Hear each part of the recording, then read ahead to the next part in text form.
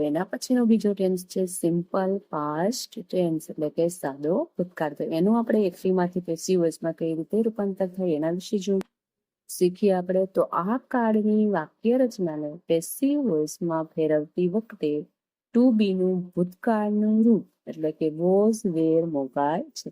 Simple past tense ની અંદર two બી નું રૂપ વોઝ મુકાય છે, જ્યારે વર્તમાન કાળની અંદર ટુ બી નું રૂપ એમ ઇઝ આર મુકાય છે. તો અહીંયા ખાસ યાદ રાખજો વિદ્યાર્થી મિત્રો, સિમ્પલ પ્રેઝન્ટ ટેન્સ અને પાસ્ટ ટેન્સ બે કાળ છે એની અંદર જ આપણે કન્ફ્યુઝ થાય છે. તો અહીંયા પાસ્ટ ટેન્સ હોય તો વોઝ વેર આવે, એમાં એમ ઇઝ આર આવશે. તો વાક્ય રચના જોઈએ આપણે એની એક્ટિવ વોઇસની, તો કર્તા આવે પ્લસ ક્રિયાપદ, કર્મ અને અન્ય શબ્દ. અને હકાર વાક્યની વાક્ય રચના છે તો એનું પેસિવ વોઇસ જોઈએ, તો કર્મ છે plus was were plus V3 એટલે ભૂતકૃત દંતરૂપ બાય કર્તા અને અન્ય શબ્દ. તો એક્ટિવ વોઇસનું પેસિવ વોઇસમાં આપણે ફેરવીએ. એક્ઝામ્પલ જોઈએ તો કે આઈ સો એન એક્સિડન્ટ યસ્ટરડે. તો આઈ છે એ કર્તા છે, સો છે ક્રિયાપદ છે, એન એક્સિડન્ટ કર્મ અને યસ્ટરડે અન્ય શબ્દ. તો એને આપણે પેસિવ વોઇસમાં ફેરવીએ તો પહેલું કર્મ એન એક્સિડન્ટ આવશે, પછી સહાયકારક ક્રિયાપદ ભૂતકાળનું રૂપ છે અહીંયા એક વચનમાં એટલે વોચ, સો નું ભૂતકૃત રૂપ સીન, એના પછી બાય અને આઈ છે કરતા એનું અહીંયા થશે મી અને યસ્ટરડે. એના પછી જોઈએ નેગેટિવ સેન્ટેન્સ એટલે નકાર વાક્ય સાદા ભૂતકાળ. તો નકાર વાક્યમાં ડીડ વપરાય છે. એક્ટિવ વોઇસના વાક્યનું પેસિવ વોઇસના વાક્યમાં રૂપાંતર કરતી વખતે ડીડ નીકળી જાય છે અને ટુ બી નું ભૂતકાળનું રૂપ મુકાય છે. એટલે નકાર વાક્યના અંદર ડીડ વપરાય છે તો ડીડ નીકળી જાય છે અને એની જગ્યાએ વોજ વેર મુકાય છે. વોજ છે એક વચનમાં વપરાય છે, જ્યારે વેર છે બહુવચનમાં વપરાય છે. તો એક્ટિવ વોઇસની વાક્ય રચના જોઈએ આપણે. પહેલા કરતા આવે પ્લસ ડીડ પ્લસ નોટ, મૂળ ક્રિયાપદ, કર્મ અને અન્ય શબ્દ. તેનું પેસિવ વોઇસની વાક્ય રચના જોઈએ તો કર્મ plus was were plus not, એના પછી V3 બાય કર્તા અને અન્ય શબ્દ.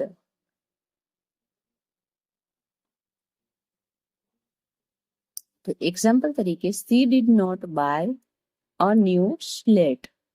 તો સી છે કર્તા છે, ડીડ નોટ નકાર વાક્ય, મૂળ ક્રિયાપદ બાય, અ ન્યૂ સ્લેટ કર્મ અને અન્ય શબ્દ નથી. તો આપણે આ વાક્ય છે ને પેસિવ વોઇસમાં ફેરવીએ.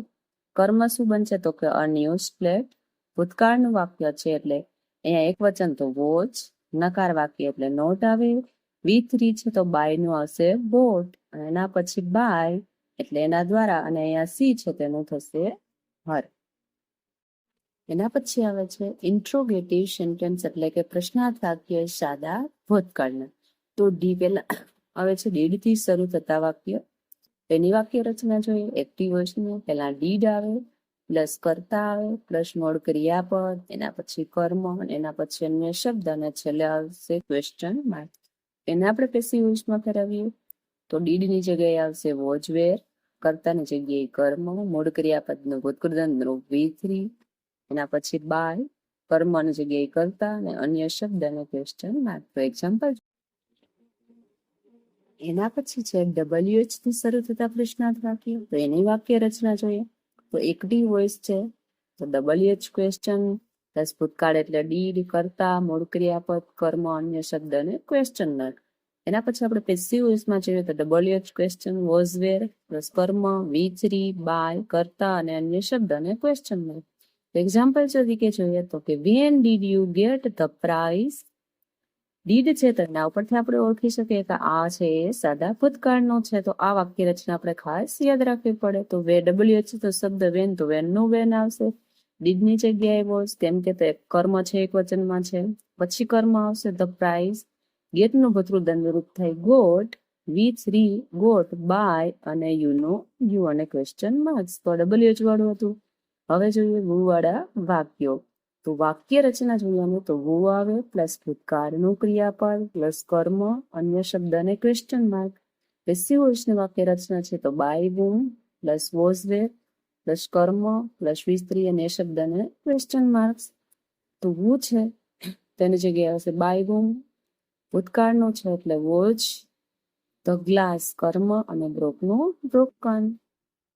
તો બાય વુમ એના પછી વોચ સહાયકારક ક્રિયાપદ, કર્મ છે તો ગ્લાસ, એના પછી બ્રોકનું છે બ્રોકન. બધા ટેન્સની અંદર સેમ જ વાક્ય રચના આવશે, એટલે એક વાક્ય રચના સરળતાથી યાદ રાખીને તમે જેમ પ્રેક્ટિસ કરશો એમ વધારે યાદ રહી જશે. તો અહીંયા